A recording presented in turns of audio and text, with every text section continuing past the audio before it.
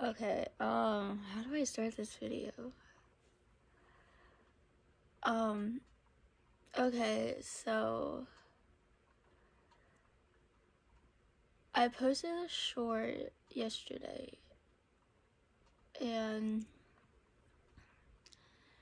I thought I should, explain. So probably, I think, 2 years ago, I hit, a really bad, time in my life, and it was hard on me. I had just started band, and I wasn't having the best time. I was getting really frustrated and stressed out. I felt like I didn't belong, and I knew I didn't belong. That really got to me. And so one night, I got up in the middle of the night.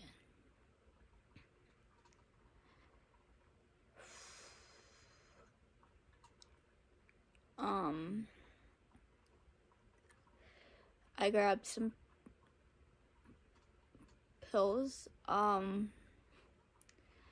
and took almost a whole thing of Tylenol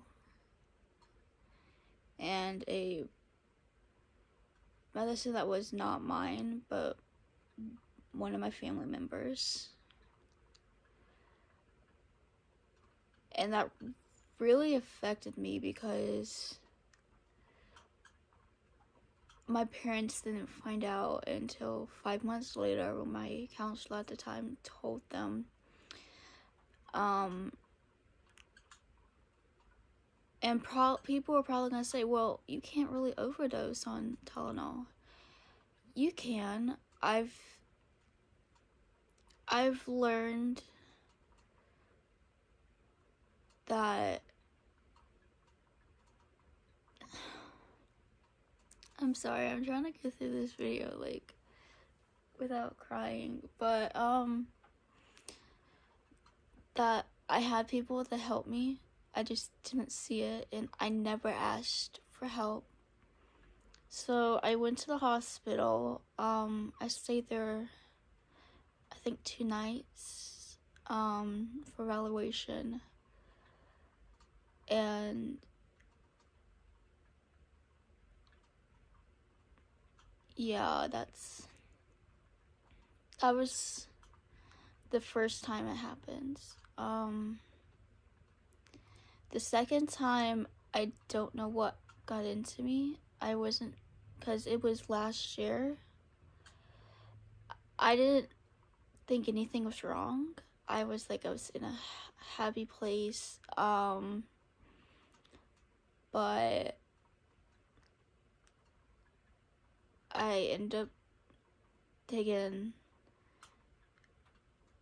a whole bottle of Tylenol, and half a bottle of ibuprofen. And I went to school, and I could tell, and I will be honest, I was not in the state of mind, and I could tell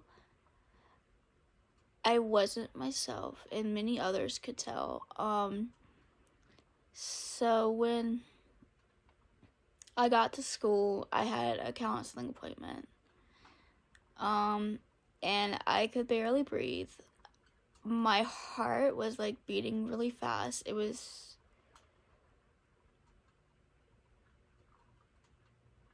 surprising that I went to school. So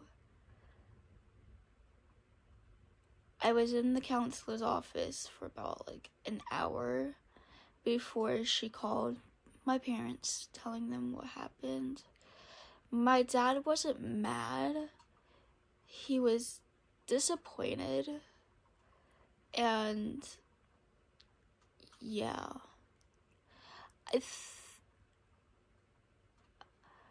I think most people could tell something was wrong. I don't talk to a lot about my issues, and that got the best of me.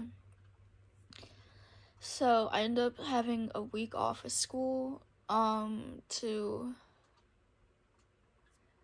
basically like get my life together, and figure out what happened. Talked to my psychologist. We upgraded a medicine of mine, which didn't really help. But we've been on some medications. Like, we've probably been on every depression meds for kids and teens. So we obviously knew something was wrong. Months later, we started like getting my life together, and my parents helped me. I went to counseling, and yeah. And then about 3 months ago, I posted like I'm taking a break, because I ended up having a mental breakdown at school. I don't really know what happened. All I know is I was upset, and I just didn't want to. I said some things, that got the teachers, the principal, and the social worker at my school worried.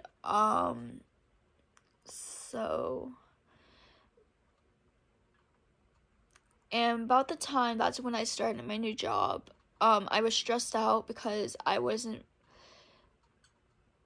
getting the right treatment. I was getting harassed about my sexuality, and other things I'd rather not go into, and that, I think, affected me, because when I worked at Subway, I didn't have any, like, problems. I didn't have any mental breakdowns, but the time I was at my workplace now, I have had, like, the first 2 weeks, I've had, like, panic attacks because of something I was doing wrong, and I was, like, stressed because I wasn't used to working with that many people, and I could tell they didn't want me there, and they even told me that, so that caused a lot of stress on me. And it didn't help that I was in school and I was struggling with my grades. So I ended up missing 2 weeks of school to get help. I was basically like not even working at the time. I had to talk to my manager at the time. Told me to come back when I'm ready, and yeah. So when I saw, like, because I've been seeing, like, videos and, like, about the topic, and I was like, should I? Because most people know I'm a supporter of suicide prevention, because in my bio, actually, there's the number for the suicide hotline, and I've been very vocal about it, and I thought it was the right time to tell my story, because I know there's a lot of people out there that didn't survive what I did. I don't think a lot of people know suicide is the second cause of death in America. And most people don't realize that affects a lot of people mentally after a loved one is no longer with us because of suicide. It was like they didn't know they had help. So I think I was lucky that I survived 2 overdoses. And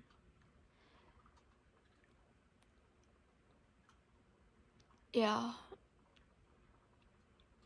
I don't really know what else to say. And a lot of people know now I want to be a psychologist and a therapist for kids that were like me. And all. Because I wouldn't be here if I didn't have the help I got. And yeah. It was really hard for me at the time, but I'm helping through, and I'm getting like through the help. And even though I don't have a counselor at the moment, but I write down my thoughts anytime, and I just think of everyone that I would affect if I ever committed suicide. So yeah.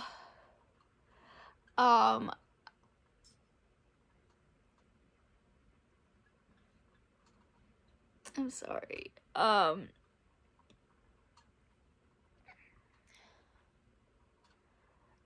thought I should put awareness out there to people that don't have a voice anymore, and people that are scared to ask for help. You're not weak if you ask for help. You're not bothering anyone if you ask for help. If you need help, especially mentally, ask for help. Because I promise you, there's people out there that love you and that will help you. And yeah, that was what the whole video was about, the short and all. And I felt like this video needed to be made to like tell my story and tell how I don't know how I'm dealing with it now. So yeah. Anyway, that's my story. And yeah.